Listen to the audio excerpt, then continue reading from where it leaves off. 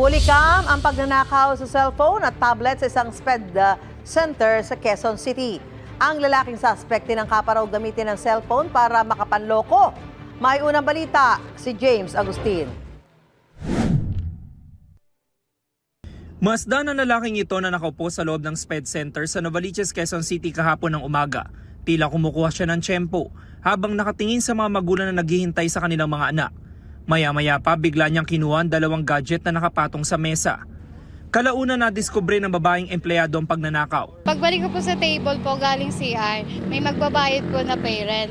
Need ko po yung cellphone sa tablet. Paghanap ko po wala na po. Pumasok po ako sa bawat room, nagtanong po ako sa mga teacher kung nakapunta po sila sa table ko. Lahat po nagsabi wala. Tapos then po nireview nila CCTV, may pumasok po na isang tao.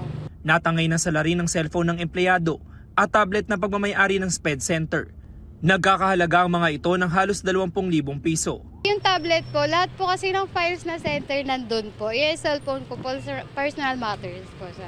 Lahat ng contacts ko po kasi nandun. Ang mas masaklap, ginamit pa ng salari ng cellphone para ma-access ang messaging app ng biktima. Nagpadala siya ng mensahe sa ilang kaanak at kaibigan para makahingi ng pera. Nakuna ng salarin sa CCTV ng isang sari-sari store kung saan niya hiningi ang contact number ng e-wallet para doon isend ang pera at makapagpa-cash out siya. Isa sa mga muntik ng maloko ang pamangkin ng empleyado na nagtaka na raw nung una sa tila hindi pangkaraniwang mensahe na galing sa kanyang tiyahin. Nakumpirma niya na hindi ang kanyang tiyahin ng kachat nang tinawagan na niya ang kanyang nanay. In-entertain ko siya na yun nga, nanghihiram siya ng 1K. Tapos sabi ko sa kanya, sige, ano. Tapos nung kumbaga kinakagat niya rin yung sinasabi ko. Di na, tapos sabi niya, okay lang ba na, na 1.5 na i-send mo sa akin? Sabi ko, sige, okay lang. Biniro ko pa siya na yun ba yung number mo, yung dati pa rin? Yun. Tapos nung sabi niya, hindi, nagpapalit na ako ng number. Tapos nung yun, may sinay siya sa akin ng number. Tila nakatunog daw ang salari ng tawagan na ng pamangkin ng ibinigay na number.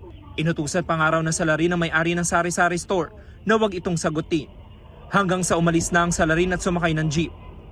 Nai-report na ang insidente sa Barangay Santa Monica at Novaliches Police Station.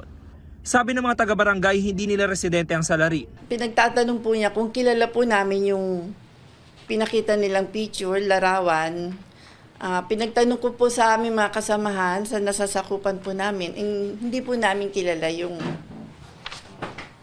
suspect po. Posible pong dayo lang po. Ang pulisya naman nagkasana ng follow-up operation. Nagbabacktrack na rin sila sa mga kuha ng CCTV para matukoy ang pagkakakilanlan ng salari. Ito ang unang balita. James Agustin para sa GMA Integrated News. Gusto mo bang mauna sa mga balita? Mag-subscribe na sa GMA Integrated News sa YouTube at tumutok sa unang balita.